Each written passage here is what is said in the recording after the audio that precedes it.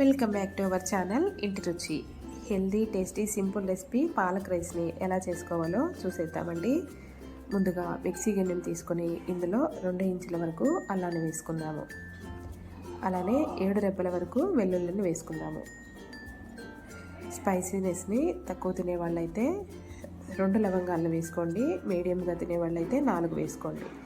ఇలానే 1/2 ఇంచు వరకు దాల్చిన చెక్క ముక్కని, 1 లవంగాయల్ని, 4 పచ్చిమిర్చిని ఇలా తుంచుకొని వేసుకోండి. శుభ్రంగా వాష్ చేసి పెట్టుకున్న 3 కట్టల పాలకూరని కూడా వేసుకొని కొద్దిగా వాటర్ని యాడ్ చేసుకుంటూ మిక్సీ చేసేసుకుందాము. ఎక్కువ వాటర్ని వేయొద్దండి. ఇలా చక్కగా పేస్ట్ చేసుకుని పక్కన ఉంచేసుకోండి. ఇప్పుడు రైస్ని చేసుకోవడానికి స్టవ్ ఆన్ చేసుకుని బాండీని పెట్టుకొని ఇందులో 2 గంటల వరకు ఆయిల్ వేసుకోండి. మీరు ఆయిల్ ప్లేస్లో నెయ్యిని కూడా యాడ్ చేసుకోవచ్చు. అలాగే 1/2 స్పూన్ వరకు జీలకర్రని, కొద్దిగా జీడిపప్పును కూడా వేసుకోండి. అలానే 1 రెమ్మపాటు కరివేపాకు, 1 మీడియం సైజు ఆనియన్ని ఇలా కట్ చేసుకుని వేసుకోండి.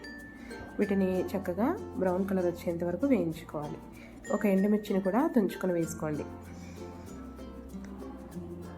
ఇలా వేగిన తర్వాత పేస్ట్ చేసి పెట్టుకున్న పాలకూర మిశ్రమాన్ని వేసేసుకుని చక్కగా పచ్చివాసన అంతా కూడా పోయి ఆయిల్ అంతా కూడా సెపరేట్ అయ్యేలాగా ఒక 3-4 నిమిషాల పాటు బాగా ఫ్రై చేసుకోవాలి. ఇలా ఫ్రై అవుతూ ఉన్నప్పుడు 1/2 స్పూన్ వరకు పసుపు, టేస్ట్కి తగినంత సాల్ట్ని వేసుకోండి. పాలకూరలో సాల్ట్ ఉంటుందండి, తక్కువగానే పడుతుంది. సాల్ట్ సరిపోకపోతే తర్వాత అయినా అడ్జస్ట్ చేసుకోవచ్చు. ఇలా ఒక 2-3 నిమిషాలు వేయించుకున్న తర్వాత ఉడికించి పెట్టుకున్న రైస్ని యాడ్ చేసుకుందాము. రైస్ని ఉడికించి పెట్టుకొని పూర్తిగా చల్లారాక వేసుకోండి, లేదంటే ముద్దగా అయిపోతుందండి. చల్లారాక వేసుకోండి.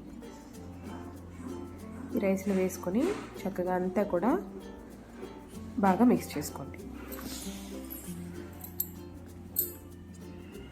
ఇలా బాగా మిక్స్ చేసుకొని ఒక 3 నిమిషాల పాటు ఈ ఫ్లేవర్స్ అన్నీ కూడా రైస్కి పట్టేలాగా మంటను మీడియం ఫ్లేమ్లో పెట్టుకొని మగ్గించుకోండి.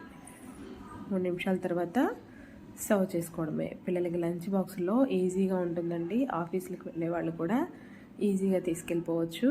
చాలా టేస్టీగా ఉంటుంది, హెల్దీ కూడా. Thanks for watching. ఈ వీడియో మీకు నచ్చినట్లయితే లైక్ చేయడం మర్చిపోకండి.